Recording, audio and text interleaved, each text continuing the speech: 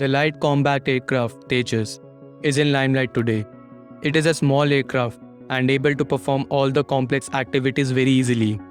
Indigenously developed, which gives an edge to the Indian arm manufacturers to customize the aircraft system as per needs whenever arises, and taking forward technical knowledge that has been acquired after a long period of time. Looking back into the history, the Indian Air Force was heavily dependent on MiG-21, bought from the Soviet Union in huge numbers, which were close to 800.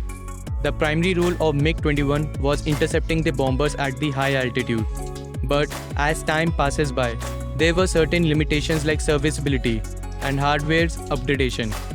Later, it was felt that a new program should be initiated, where a new aircraft could replace the aging MiG-21. Finally, the Government of India in 1983 started LCA Tejas program, under which Aeronautical Development Agency was given the task, design as well as develop the aircraft, and Hindustan Aeronautic Limited to manufacture the aircraft. The LCA Tejas is a 4.5 generation aircraft, which took its first flight in 2001, and after a long period of various testings and trials, it was finally inducted into the Indian Air Force squadron in 2016. It is equipped with single engine and has a delta wing, which gives the aircraft exceptional maneuverability, agility, and able to perform best in close combat. Being lighter in weight and smaller in size gives the aircraft less chance to be detected by the enemy aircraft. The primary role of the LCA Tejas is air-to-air combat and offensive air support, but it can also perform reconnaissance and anti-ship activities as well. Having smallest and lightest in its category, this aircraft can touch the speed of 1.6 Mach. More than 50% of the components of this aircraft has been designed, developed and tested in India only. This gives us an opportunity to fully understand and push the aircraft to its limit. One must give a close attention to the fact that LCA Tejas has a very good track record, wherein not even a single incident has been registered, with more than 4,000 plus sorties, which includes testing and operational squadron flights. This has given an opportunity to customize the weapon carrying capacity of the aircraft.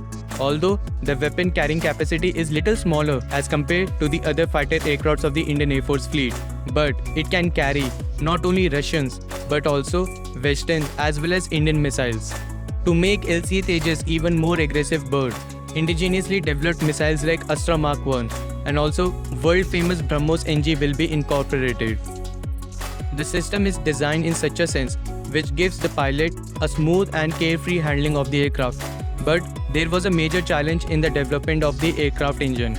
It is one of the most difficult challenges that every engine manufacturer has to face.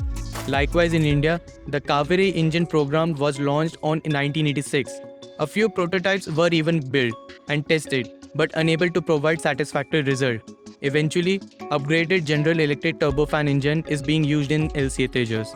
To meet the operational requirements of the Indian Air Force and master a few shortcomings, regular upgradation will be held, where the new variants of the LCA Tejas like Mk1 and Mk2 will have upgraded radar, air-to-air refueling, changes in canards and designs, more carrying capacity of the weapons, and state-of-the-art electronic warfare capabilities. Not just the replacement of the MiG-21, but also considering the modernization process of the Indian Air Force.